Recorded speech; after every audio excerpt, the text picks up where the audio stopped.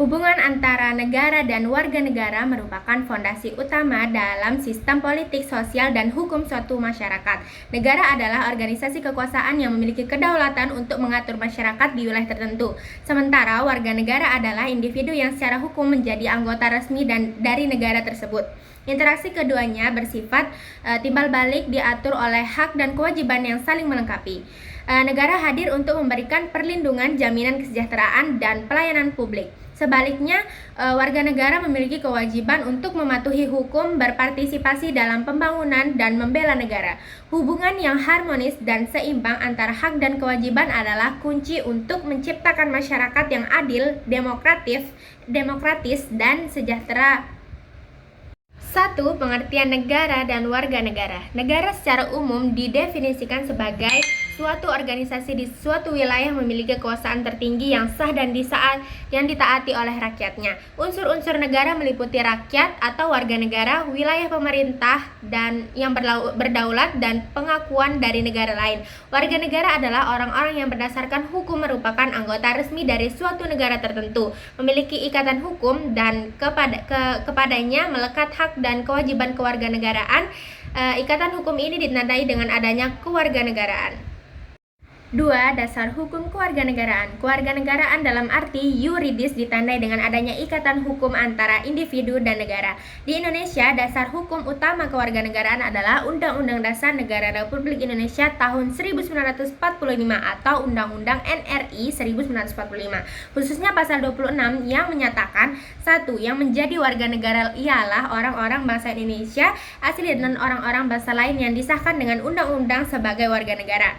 Pengaturan lebih lanjut diatur dalam Undang-Undang tentang Kewarganegaraan Republik Indonesia yang mengatur tentang syarat dan prosedur memperoleh kehilangan. Dan penetapan status kewarganegaraan. Adanya ikatan hukum ini membuat individu berada di bawah kekuasaan negara dan berhak mendapatkan perlindungan. 3. Teori-teori hubungan negara dengan warga negara. Hubungan ini dapat dilihat dari berbagai perspektif teori politik. Yang pertama, teori negara organis. Teori ini memandang negara sebagai suatu organisme yang utuh di mana kepentingan negara adalah yang tertinggi. Warga negara dilihat sebagai bagian dari organ yang harus melayani dan tunduk pada kepentingan negara untuk mencapai tujuan bersama atau bonum publicum. Negara berkuasa penuh untuk melayani kepentingan umum. Yang kedua, teori negara Marxis. Menurut teori Marxis, negara hanyalah sebuah alat atau panitia yang mengelola kepentingan kelas yang berkuasa atau borjuis.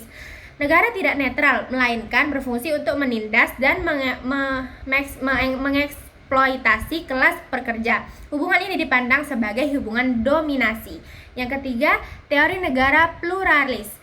Teori ini menyatakan bahwa negara nyaris tidak berperan sentral. Yang berperan adalah aktor-aktor sosial politik atau kelompok kepentingan organisasi atau LSM yang mengawasi atau mempengaruhi negara. Negara hanyalah alat yang netral di tangan faktor-faktor ini. Hubungan didasarkan pada persaingan dan negosiasi kepentingan kelompok.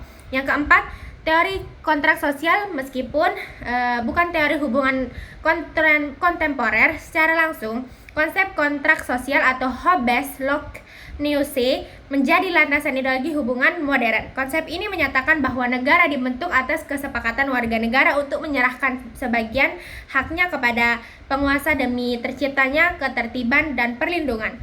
Hubungan ini bersifat resiprokal, didasarkan pada persetujuan dan legitimasi. Terima kasih sudah menonton presentasi video makalah ini. Sekian dan terima kasih. Wassalamualaikum warahmatullahi wabarakatuh. Bye-bye.